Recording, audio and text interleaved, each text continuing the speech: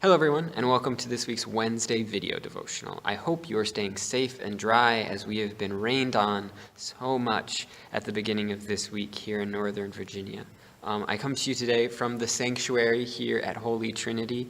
I figure this would be a good, familiar place for us to share our faith and our hopes and our dreams. Because that's the whole idea behind these Wednesday video devotionals, that we as a community will be able to contribute together and share about our faith so that we might get a little boost to get us to the weekend where we can better rest and abide with God here at Holy Trinity.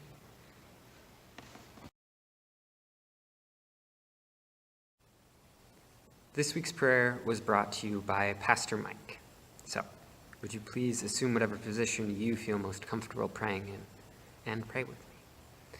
Dear God of love, in a world with lots of noise and distractions, help us hear your quiet voice of love, grace, and affirmation.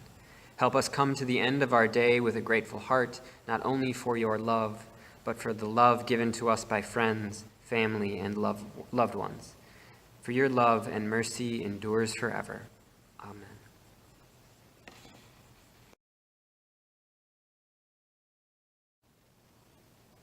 So our faith moment this week is brought to us by Brent and Lutheran Hour Ministries. So thank you to both of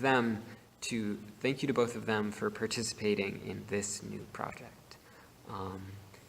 And our reading for this week comes from 1 Corinthians 13, verses 4 through 7, which read, "Love is patient, love is kind, love is not envious or boastful or arrogant or rude. It does not insist on its own way. It is not irritable or resentful. It does not rejoice in wrongdoing, but it rejoices in the truth. It bears all things, believes all things, hopes all things, and endures all things." So, the focus for this week is love, and in part because tomorrow is Valentine's Day. And I want to start out by talking about St. Valentine himself, or himselves, as it were. There are multiple Valentines who existed around the time the St. Valentine's feast was originally introduced into the Christian church around 300 or 400 AD or CE, depending on how you label it. But there's one myth and one story of St. Valentine that I really want to focus on. And this is the story of St. Valentine who married people. You see, the Roman Empire was at war, and it needed as many soldiers as it possibly could. And at the time, it was illegal to help Christians. But Valentine, being, a good and loving dude, would be performing marriages for Christian couples so that the husbands didn't have to go off to war. It was this great act of loving service to kind of save them from death and destruction. And as part of his marriages, one of the ideas around this is he would hand out little pieces of parchment that were cut out like little hearts, and they would be a reminder to the couple of God's love for them and their vows to one another. And I just think this is a really interesting origin story for Valentine's Day, because so often in today's culture, this isn't the type of love we think about when we think about Valentine's Day. We think about exchanging gifts of candy and chocolate and all of that other stuff, or we think of words of affirmation, like "I love you," or "I care about you," or "you are special to me." And it's interesting that there are so many other different kinds of love we could be, or maybe we should be, exhibiting on this day. This idea of there being different love languages, for me at least, I learned about it through a website called The 5 Love Languages, and the ones they list are quality time, physical touch, words of affirmation, acts of service, and receiving gifts. I'll put a link below so you can take a little quiz and figure out, at least according to them, what your love language is. But back to love.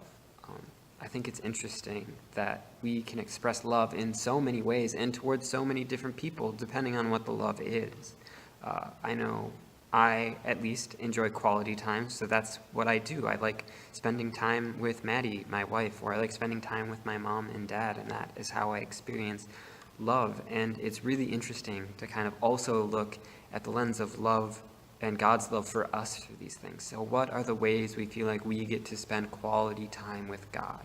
What are the ways we feel like we experience the physical touch or the words of affirmation, or we feel like God is serving us or receiving gifts, like through Jesus, and how the favorite parts of religion for us can maybe be an indication of the love we feel like we receive most from God. And I really hope you do experience all of these loves, because we like to talk about Jesus and God being the omnibenevolent, the God who loves everyone so much that God died on a cross for us and cleansed us of our sins. And I really hope that in your spiritual practices this week, you might be able to seek out and find the way in which you feel like you experience God's love the most, and really rest and abide in that for a moment. And I also want to invite you this week to tell someone that you love them, whoever it may be, your child, your spouse, your mom, your dad, your grandparents, if they're still alive. Tell them you love them.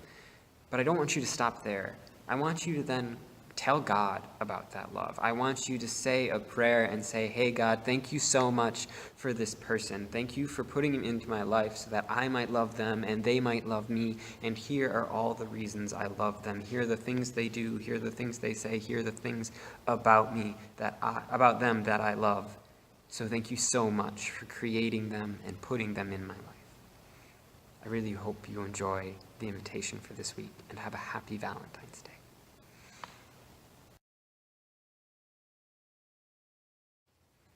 So, receive this blessing. May you experience love in all forms wherever you go. And may the God who loves you and everyone keep you safe and warm, and may she guide your feet wherever you need to go. And may you feel her presence. Amen.